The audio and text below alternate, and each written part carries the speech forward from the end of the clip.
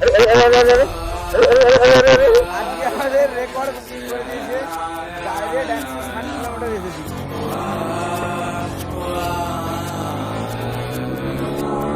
ओ मेरे रांझे बता दे मेरी गड़बड़ी कर ले मुखबरी ना कर जोरा जोरी। So hey guys, good morning, welcome back to the new episode of Darjeeling ride. আর এই দার্জিলিং রাইডে এটাই শেষ দিন, বিকজ আজকে আমরা যাচ্ছি আমাদের বাড়ি। ডেস্টিনেশন হচ্ছে আমাদের বাড়ি। দার্জিলিং ছেড়ে তো বেরিয়ে চলে এসেছিলাম কালকে, এসে শিলিগুড়িতে স্টে করেছিলাম। আর এই শিলিগুড়ির রুমটা থেকে আজকে বেরিয়ে যাচ্ছি বাড়ির দিকে। আমরা সকলে আমাদের গাড়ির লাগেজ বেঁধে নিয়েছি। এবার সে মারছে চেঞ্জ পে, আমিও আমার গাড়ির একটু চেঞ্জ পে মারবো, গণেশও চেঞ্জ পে মারবে। দেন আমরা এখান থেকে বেরিয়ে যাব। আর আমার টার্গেট থাকবে যে একটু বেশি চালানো, 120, 100-র উপরে, মানে 100 কিলোমিটারের উপরেই স্টপ দেবো। তার আগে ব্রেক নেওয়া যাবে না, কারণ এসেছিলাম, আমাদের রেকর্ড করেছি আমরা 12 ঘন্টায় আমরা শিলিগুড়ি এসেছিলাম। আর এবারেও রেকর্ড করতে হবে বাড়ি ফেরার সময় 12 ঘন্টা আগে, বা যদি কতক্ষণ লাগে দেখা যাক। তো রেডি সকলে? Change pay ready? আর সকলে রেডি? চেঞ্জ পে ওকে ওকে, হ্যাঁ জানি। লেটস গো।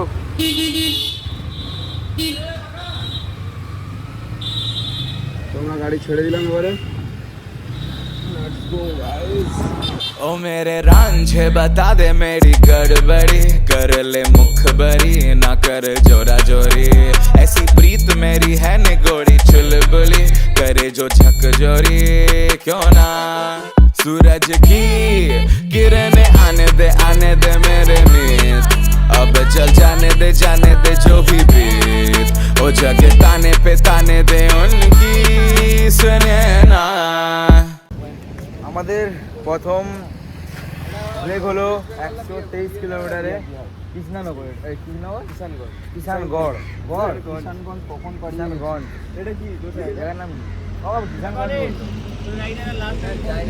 জায়গাটার নাম হচ্ছে মোটামুটি ডালখোলা এরিয়া। মানে আমরা 123 কিলোমিটার টোটাল এসেছি আমাদের রুম থেকে। 123 কিলোমিটার এলাম। এখানে একটু এই কিছু খেয়ে নেই,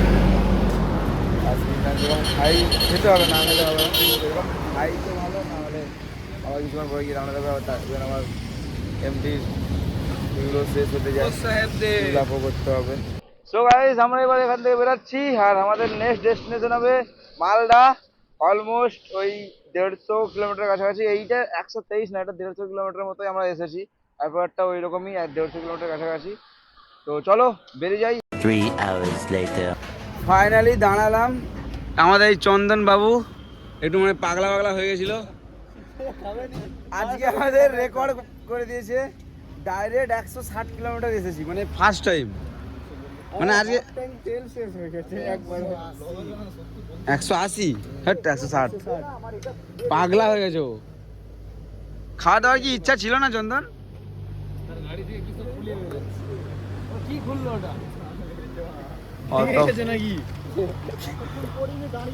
হবে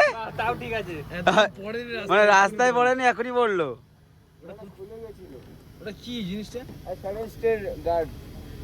আর তুই ভেবে দেখ, এখন থেকে টানলো আমাদের গাড়ি 160 কিলোমিটার। দম হালকা হয়ে গেছে সব গাড়ির। এই ধাবাটাতে খাবো, রুটি তড়কা হবে, এইসবই হবে ভাই। ভাত আজকেও হবে না মনে, আজকেও রাত্রে, আজকে রাত্রে করে ইয়ে হবে, রাত্রে হবে, এতবেলা হবে না মনে ঠিকঠাক।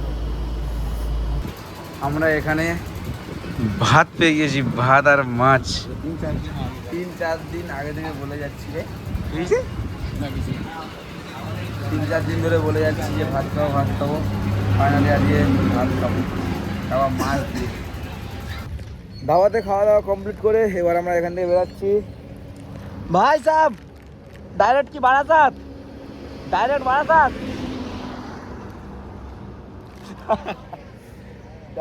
বারাসাত জীবনে হবে না। এখান থেকে এখনো 292 কিলোমিটার বাকি, অলমোস্ট 300 কিলোমিটার বাকি। আমরা 160 কিলোমিটার এসেছি, তাতে আমাদের রেকর্ড হয়ে গেছে, তাতে ফেটে যাচ্ছে 160 কিলোমিটার একটা না। এখন তো কথা আছে বহরমপুর যাওয়া, 130-13 কিলোমিটার না কত কিলোমিটার। এটা দেখি, এটা কভার করতে পারবো, এটা ইজি কভার করা যাবে। কিন্তু ওই রকম লিমিটের বাইরে হয়ে গেলে অনেকটাই চাপ হয়ে যাবে। আর আমার ওইদিকে ঝড় হচ্ছে, আমাদের ওইদিকে ঝড় হচ্ছে শুনলাম। আমাদের যেতে যেতে আপনাকে ঝড় থেমে যাবে। চলো এখন আপাতত বারাসাত ঢুকি, তারপরে দেখা যাবে।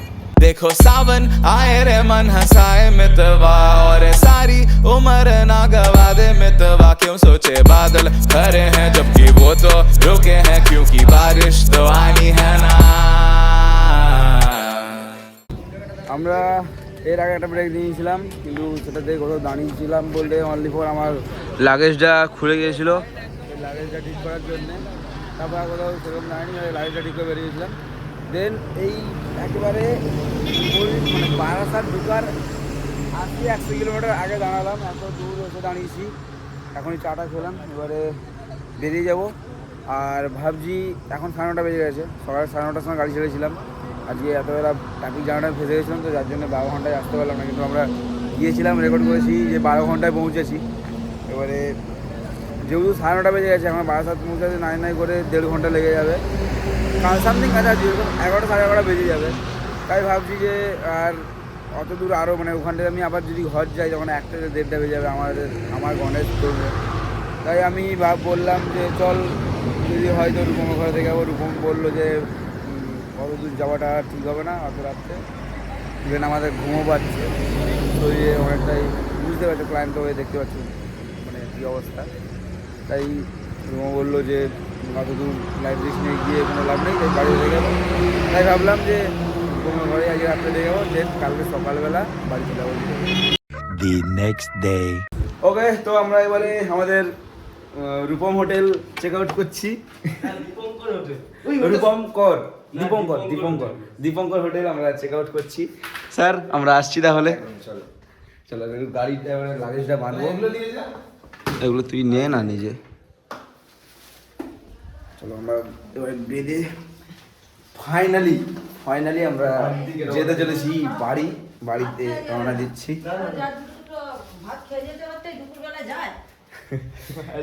বেলা কিছু করার নেই, দেরি হয়ে গেছে। হ্যাঁ এগুলো এরকম কর।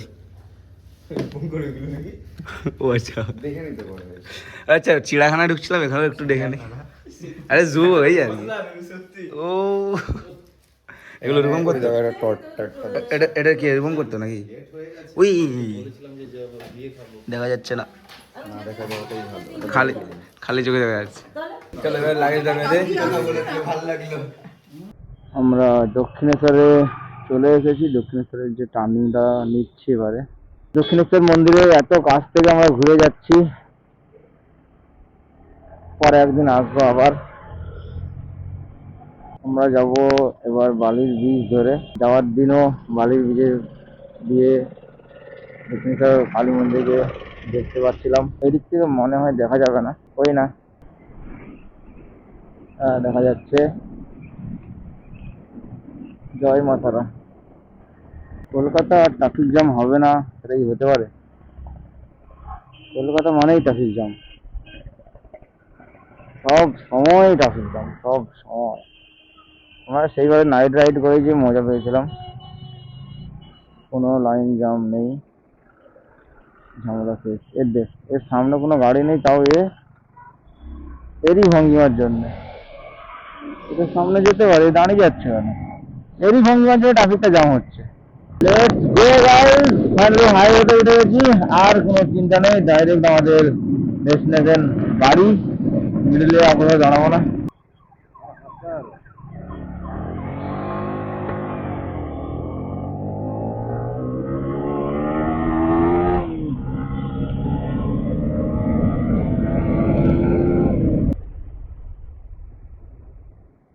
আরে বাবা, ঘন ঘন ট্রাফিক, হাইওয়েতে ঘন ঘন ট্রাফিক।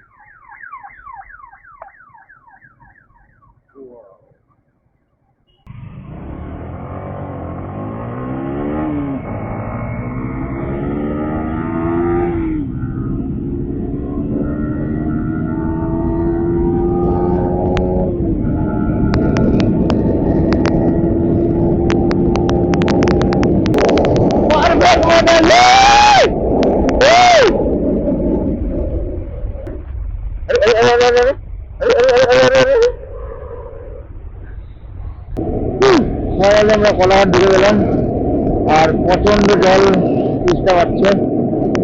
ওকে বলে দেখি দাঁড়াই কিনা, ডাইরেক্ট চলে পালিয়ে যাবো। ওই আর একটু কলাঘাট চলে এসছে, আর একটু যেতে পারবে তাহলে আর একটু চলে গেলে তো ঝামেলা শেষ হয়ে যেত। আমার প্রচন্ড জল দিতে পারছে না, ওদের ঠান্ডা জল আছে না। আমি বুঝে বললাম এই তো জল আছে। अरे कहना क्या चाहते हो?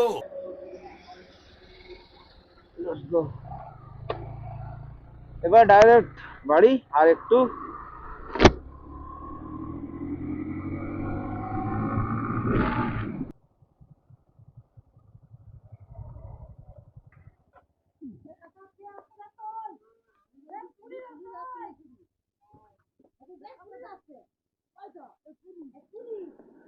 ওই ব্যাগে তো আমার জিনিস আছে।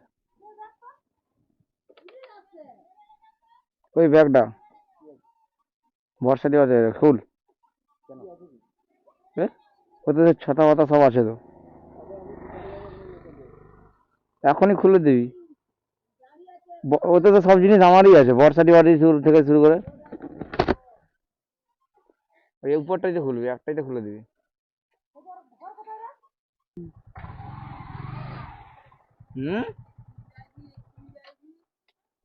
টাইমিং একটা ব্যাপার আছে, ট্রাফিক আছে না।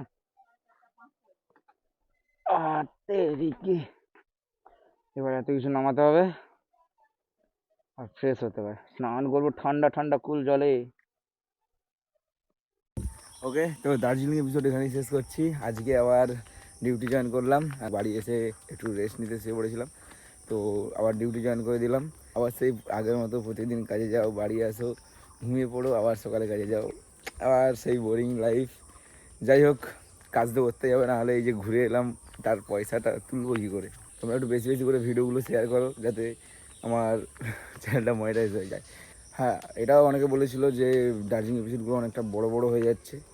দেখেছি, আমিও জানি বড় হয়ে যাচ্ছে, অনেক আমি কেটেছি, অনেক কমানোর চেষ্টা করেছি। ভিডিওগুলো আমার অলমোস্ট প্রতিটা ভিডিওই 3 ঘন্টার উপরে ভিডিও ছিল, সেগুলোকে কেটে কেটে 30 মিনিট 40 মিনিটে এনেছি।